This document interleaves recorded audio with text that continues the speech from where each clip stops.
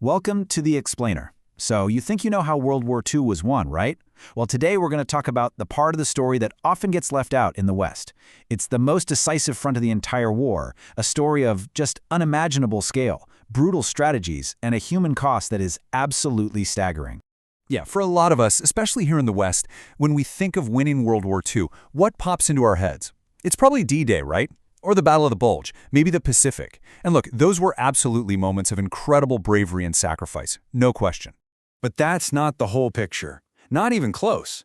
If you really want to understand how Nazi Germany was brought to its knees, you've got to look somewhere else. We need to shift our focus thousands of miles east to this absolutely brutal, sprawling conflict they called the Eastern Front.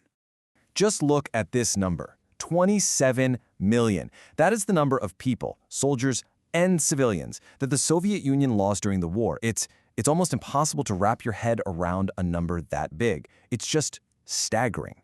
And when you put it side by side with other countries' losses, the scale is just, whoa. Get this. For every one American soldier who died in the war, around 60 Soviet citizens were killed. 60! The Soviet Union didn't just fight this war. They absorbed pretty much its entire devastating force. Here's a way to try and visualize it. Think about a huge football stadium. You could fill about 4 of them with the number of American military deaths, okay? Now, to fit all the Soviet dead, you'd need 270 of those stadiums. Just let that sink in for a second. So, how on earth did a conflict on this scale even happen? Well, it all kicked off with Hitler's ultimate betrayal. And his strategy wasn't just about conquering land. No, his goal was something far, far more chilling.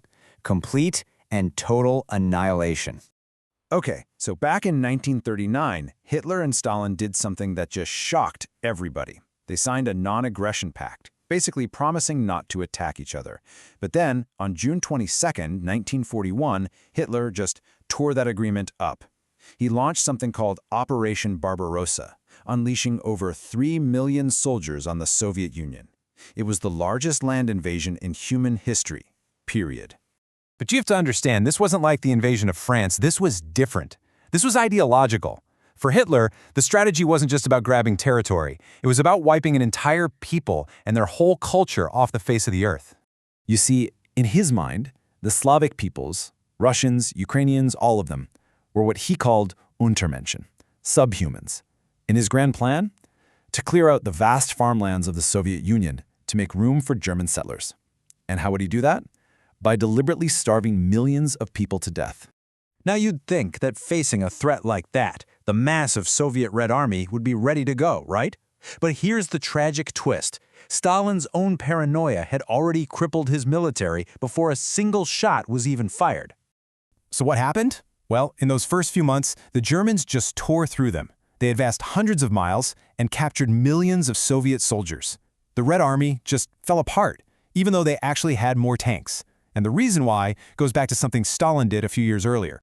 Yeah, back in the late 30s, Stalin became convinced his own military was plotting against him. So he launched something called the Great Purge, and he systematically executed or threw in prison his best, most experienced military leaders. So when the Germans finally attacked, the Soviet army was like a headless giant. They had tons of soldiers, but basically no one who actually knew how to lead them. Okay, so the Soviet Union is on the brink of total collapse. And then, 2 incredibly brutal factors step in to stop the German war machine in its tracks. One came from Mother Nature, and the other came from Stalin himself. And the first one wasn't some brilliant Soviet strategy. Nope.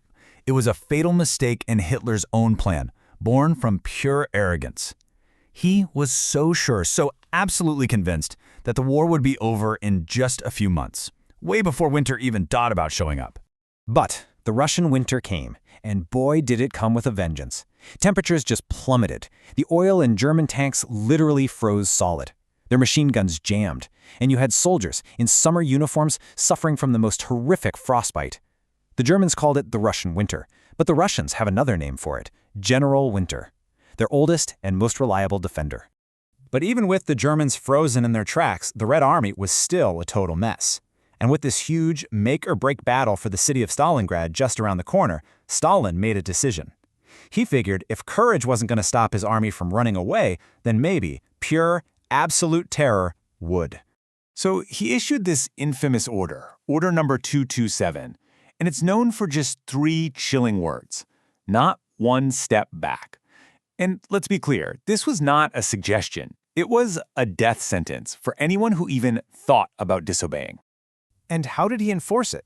He created something called blocking detachments. These were special units of his secret police, and he placed them behind his own frontline soldiers. Think about that.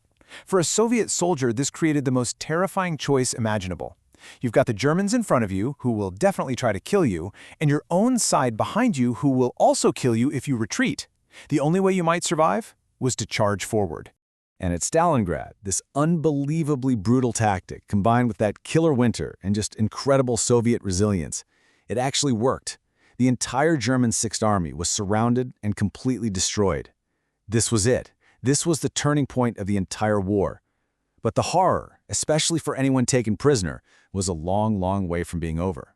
I mean, the way prisoners of war were treated on the Eastern Front, it was nothing short of a crime against humanity. Of the 5.7 million Soviet soldiers captured by the Germans, an absolutely mind-boggling 3.3 million of them died in captivity. That's a death rate of 57%. Most of them just starved to death or died from disease and exposure. Remember, the Nazis saw them as subhuman, so they didn't even bother building real prison camps. They just herded them into open fields with some barbed wire and left them there to die. But the craziest part? For the few who somehow survived that, their nightmare just kept going, but this time under their own leader, because Stalin considered any soldier who surrendered to be a traitor to the motherland. So instead of getting a hero's welcome home, these surviving POWs, when they were finally liberated, were often immediately arrested by their own government. They were interrogated and then shipped off to the gulags, forced labor camps in Siberia. Their crime? Being captured alive. And this just shows you the grim reality of how victory was won on the Eastern Front. From 1943 on, the Red Army just relentlessly pushed the Germans all the way back to Berlin. And yeah, American supplies definitely helped, but the real cost, the human cost, was paid almost entirely by the Soviets. In the end, the Nazi war machine wasn't just defeated, it was drowned in an ocean of Soviet blood. So that leaves us with one final, really important question. When you consider this unimaginable sacrifice, that ratio of 60 Soviet deaths for every 1 American, why is it that the story of the Eastern Front, the place where World War II was truly decided, is still kind of a hidden chapter for so many of us in the West?